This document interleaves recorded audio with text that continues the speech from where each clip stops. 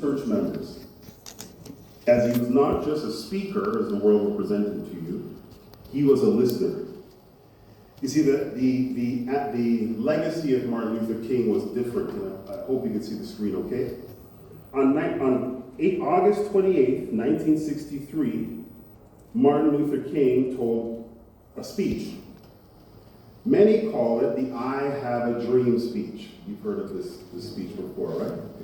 Well, actually, the speech was called, and was part of a march called A March on Washington for Jobs and Freedom. He never wrote it and called it an I Have a Dream speech. That's what the content creators of the 60s called it, right? He was there to talk about a march on Washington for jobs and freedom. It was not just about the dream or some sort of picture of everybody sitting and holding hands, as most people present that story.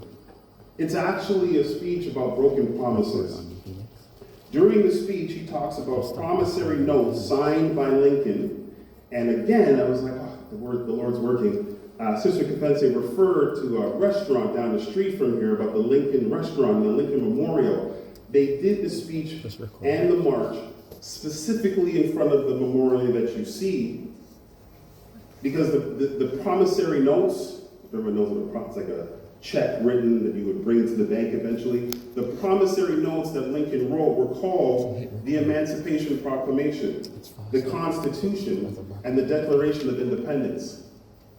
In Canada, those of you who don't like the US and want to hear some Canadian stuff, we would call that the Charter, the Constitution, and the Bill of Rights and Freedoms. To directly quote him, Martin Luther King said, "The Negroes' checks have been returned." Many of you may not remember how you write a check, and then you hand the check, because now everything's e-transfer. But you remember when you had a check, and that check would bounce all the way to the bank and bounce all the way back to you? That's a check that was returned.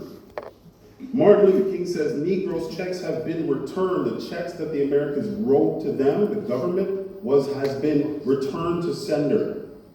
And that they are stranded on an island amidst prosperity that they are unable to access. And that we refuse, we being Martin Luther King and the folks that were sitting here and in the crowd, we refuse to believe that the bank of which this money is supposed to come out is empty. We refuse to believe that. The person that was taking the idea of this memorial and this march that was happening was Martin Luther King's idea to point at the hypocrisy of the person and the government who wrote these promissory notes saying that America was more focused on looking the part than actually being the part. Why would King stand in front of this man, reading his work and pointing out his hypocrisy? Because Jesus also listened and then denounced hypocrites. The Bible says that the disciples and many others have been listening to Jesus. Now Jesus addresses them, warning about the scribes and the Pharisees.